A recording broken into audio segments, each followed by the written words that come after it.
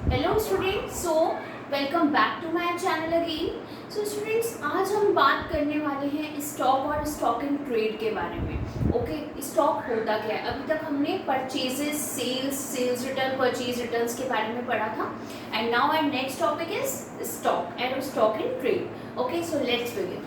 Now stock और stock in trade को समझने के लिए मैं पहले आपको कुछ यहाँ पे कैलकुलेशन बता रही हूँ, वो आप ज़रा ध्यान से देखिएगा। अगर आपको ये समझ आ जाएगी, इट मीन्स आपको ये पूरा डेफिनेशन और ये सब कुछ क्लियर हो जाएगा। ओके, सो लेट सपोज कि मेरा कोई भी बिजनेस है। ओके, सपोज मेरा फुटवेयर का बिजनेस है। ओके, अब मेरा फुटवेयर का बिजनेस हो गया। अब मैं जब बिजनेस रन करूंगी तो ऑब्वियसली कि मैं जो परचेजेस करूंगी, ओके, किस लिए करते हैं हम परचेजेस? ताकि हम अपने उस गुड्स को रीसेल कर पाए। ओके, तो वही जो हम गुड्स परचेज करते हैं रीसेल करने के लिए, उन्हीं को आप परचेजेस कहते थे। Okay, so now let suppose मैंने परचेजेस करी 1 लाख रुपीज की। ओके, अब सपोज ये हम लोग सिर्फ सपोज कर रहे हैं। ओके, सो 1 लाख की परचेजेस हो गई मेरी। अब मेरा जो अकाउंटिंग ईयर था, ओके, उसमें मैंने ये परचेजेस करी और इसके बाद में जब मैंने पूरा आपका अकाउंटिंग पीरियड फिनिश हो गया तो मेरी सेल्स हुई सिर्फ 60,000 रुपीज की। ओके, तो अगर मेरा 60,000 का जो गुड्स थे वो सेल आउट हो गए तो मेरे पास जो स्टॉक बच गया वो कितने का बच गया? 40,000 रुपीज का बच गया। ओके, तो ये जो 40,000 रुपीज के जो मेरे पास गुड्स बच गए ना, ये मेरा क्या हो गया? स्टॉक हो गया। ओके, अब बात करते हैं हम कि एक बार हम डेफिनेशन रीड करेंगे। The term stock includes the value of those goods. किस गुड्स की बात की जा रही है? Those goods which are purchased for reselling, जो आपने रीसेल करने के लिए परचेज किए थे। Okay, but at the end of the accounting period वो आपके अनसोल्ड भी बचे रह गए। ओके, जो आपने लिए तो थे रीसेल करने के लिए पर आपके बिके नहीं, और वो आपका जब अकाउंटिंग पीरियड फिनिश हो गया तब भी वो आपके पास अनसोल्ड ही रह गए। ओके, तो वो क्या होंगे? आपके स्टॉक। ओके, आपका वो क्या हो जाएगा? स्टॉक या स्टॉक इन ट्रेड, जो भी आप बोले, दोनों चीजें सेम होंगी। ओके, नाउ हम बात करते हैं स्टॉक 2 टाइप्स के होते हैं। तो फर्स्ट आपका होता है ओपनिंग स्टॉक। ओके, जैसे सपोज हमने अब ये 40,000 रुपीज जो हमारा क्लोजिंग बैलेंस था वो हमारे नेक्स्ट अकाउंटिंग पीरियड में क्या बन जाएगा? ओपनिंग स्टॉक बन जाएगा हमारा। ओके, मीन्स हम जैसे ही नेक्स्ट अकाउंटिंग पीरियड में एंटर करेंगे तो हमारे पास ओपनिंग स्टॉक कितने का रहेगा? 40,000 रुपीज का स्टॉक है मेरे पास में। अब जो मेरा अकाउंटिंग पीरियड शुरू हो गया, ये तो हो गया मेरा ओपनिंग स्टॉक। अब जो मेरा फाइनेंशियल ईयर स्टार्ट हुआ है उसमें मैं जो परचेजेस करूंगी और जो सेल्स करूंगी उसके बाद जो लेफ्ट रह जाएगा year at the end of the accounting period, वो मेरा क्या हो जाएगा? Closing stock. ओके, सो ये होता है आपका ओपनिंग स्टॉक, वो गुड्स की वैल्यू जो आपके पास अकाउंटिंग पीरियड के बिगनिंग में हो। मीन्स सपोज मेरा 1 अप्रैल से मेरा अकाउंटिंग पीरियड शुरू हो रहा है, 23 से स्टार्ट हो रहा है। ओके, और एंड कहाँ पर होगा? 31 मार्च 24 को होगा। तो 1 अप्रैल 23 पे मेरे पास कितना स्टॉक है? ₹40,000 का। ओके, ये मेरा क्या हो गया? ओपनिंग स्टॉक हो गया।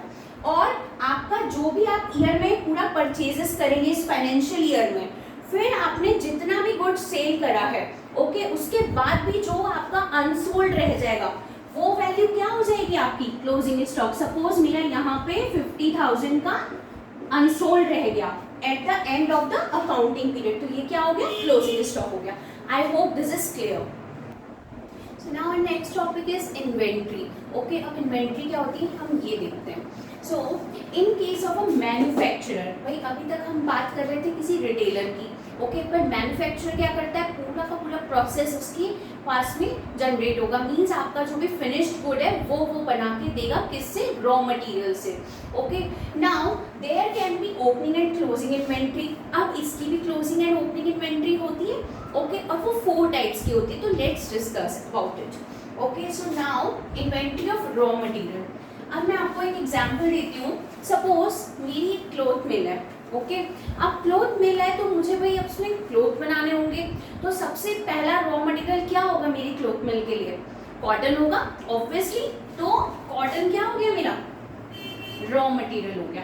अब कॉटन की जो भी वैल्यू होगी, मीन्स कॉटन जितना भी मेरा at the end of the accounting period रह जाएगा, तो वो क्या हो जाएगा मेरा?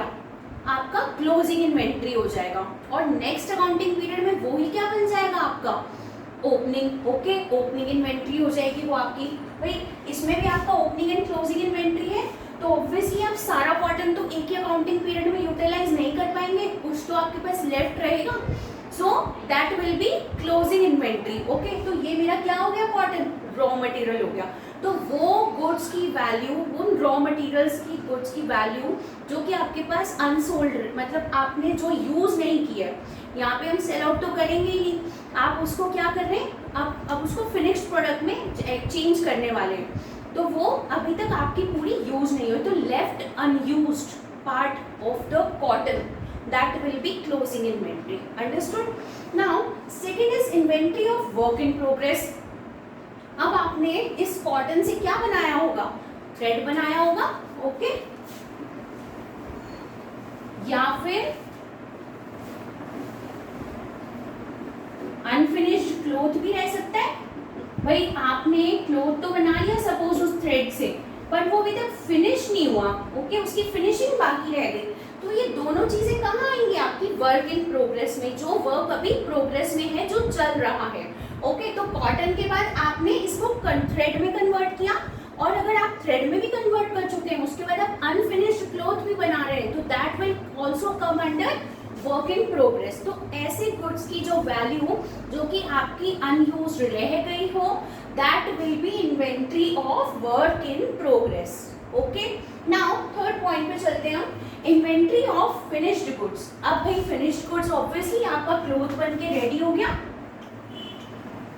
ठीक है, जिसे आप मार्केट में सेल आउट करने वाले हैं, या जो भी हम परचेज करते हैं शॉपकीपर से, ऑब्वियसली यू ऑलवेज परचेज, क्या परचेज करेंगे आप पहनने के लिए? फिनिश्ड गुड्स ही लेते हैं। ओके, क्लोथ लेंगे, तो आपका जो भी क्लोथ है, अगर उसकी भी वैल्यू रह जाती है आपके पास लेफ्ट, ओके, लेफ्ट अनसोल्ड, भाई अब ये तो आप क्या करेंगे? अब आपने ये वाला क्लोथ में कन्वर्ट करने के बाद अब आप इसको बेचने वाले हैं किसी रिटेलर को। ओके, तो अगर ये भी आपके पास में अनसोल्ड रह जाता है, तो वो क्या बन जाएगा? Inventory of finished goods. Okay, now last point, inventory of stock in trade. अब ये क्या है? तो जो भी हमने गुड्स परचेज किए थे, ओके, किस लिए किए थे? ताकि हम उसे आगे रीसेल कर पाए, तो वो जो गुड्स की वैल्यू है जिसे आपने रीसेल करने के पर्पज से परचेज किया था, if that will be left, तो what it will be called? Inventory of stock in trade. Understood? So I hope this topic is clear to all of you, and if you have any queries about this, you can ask me in the comment section. Thank you for watching.